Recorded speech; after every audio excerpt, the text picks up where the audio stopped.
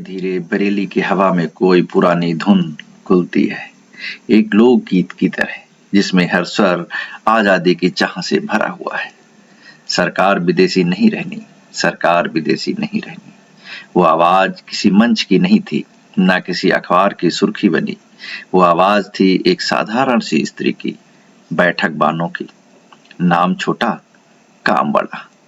1932 में जब अंग्रेजों ने जेलों के दरवाजे खोल खोल कर आंदोलनकारियों को ठूस दिया था, तो बरेली की इस मिट्टी से उठी बैठक बानो भी उन्हीं में शामिल थी। वो न नेता थी, न किसी संस्था की प्रमुख, बस देश प्रेम की वह लहर थी जो भीतर तक उतर चुकी थी।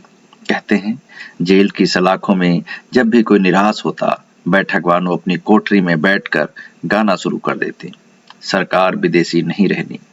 और पूरी जेल में जैसे एक नई रोशनी फैल जाती। उनके गीत में न क्रोध था, न भय, बस दृढ़ विश्वास कि यह देश अब आजाद होगा। सैनिकों, विद्यार्थियों, किसानों, औरतों के बीच यह धुन आग की तरह फैल गई। हर कोई अपने अपने अंदाज में वही बात दोहराने लगा। बरेली की महिलाओं ने आंदोलन में हिस्सा लेना शुरू किया। वे सत्याग्रह में उतरी, रैलियों में झंडा लेकर चलीं, जेल गईं और फांसी के साये में भी मुस्कुराईं। बैठक बानो उन सबके बीच प्रतीक बन गईं, हौसले की, यकीन की और स्त्री शक्ति की। 1942 में कि भारत छोड़ो आंदोलन में जब हालात और सख्त हो गए, तो कहा जाता है कि बैठक बानो को दोबारा गिरफ्तार किया गया, लेकिन इस बार जेल में उनके गीतों को रोकना संभव न था। हर सुबह, हर शाम उनकी आवाज गूंजती, सरकार विदेशी नहीं रहनी। यह एक गाना नहीं, एक घोषणा थी।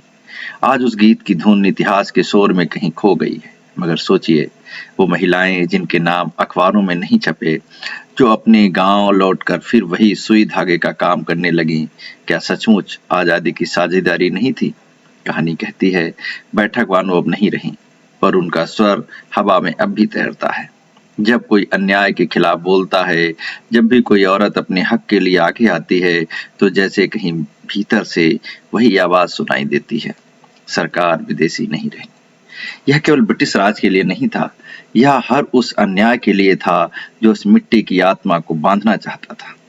13 जून 2005 की एक तारीख पर किसी लेखक ने यह सवाल लिखा था, जिन स्त्रियों की जमीन में बैठक बानो जैसी आवाज गूंजी, क्या वहां फिर कभी ऐसी मिट्टी बनेगी? शायद बनती रहेगी। जब तक यह देश अपने गीतों में आजादी की गूंज सुनता रहेगा, तब तक वह मिट्टी खुशबू देती रहेगी।